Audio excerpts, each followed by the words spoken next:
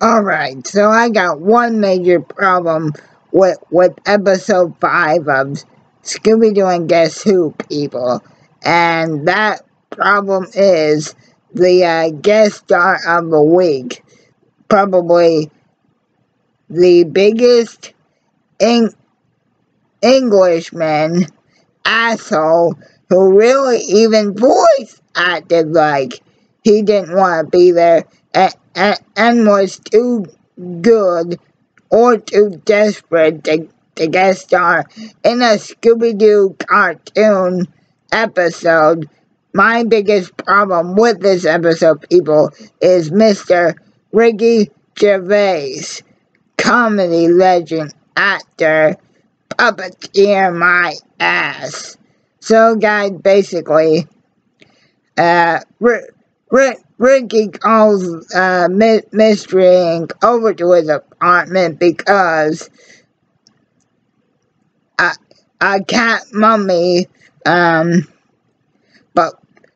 believed to be the mummy of the Egyptian cat goddess Bast,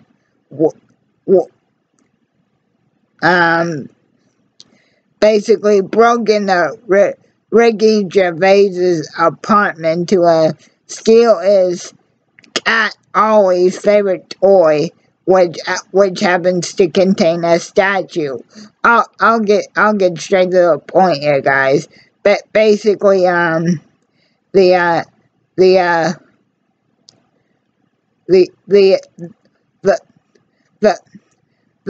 guy behind the cat mummy mask happens to be a jewel thief that actually broke into the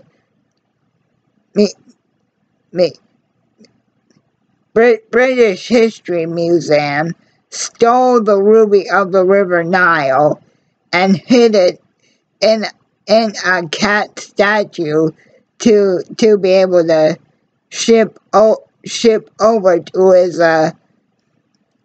contact overseas. But this jewel thief's idiot assistant accidentally sold the statue to Ricky without knowing that the ruby of the Nile was located in the statue.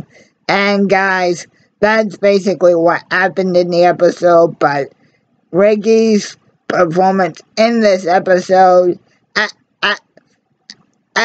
first Ricky comes across as mostly okay, but he just comes off as sort of this cocky ass Englishman, blow it up your ass, I'm better than you, and all of this. But like throughout the whole episode, he almost literally degrades every single person in of the gang. Even to go so far as to say a Scooby, you need to come up with a new catchphrase, mate, because all you do is say your name.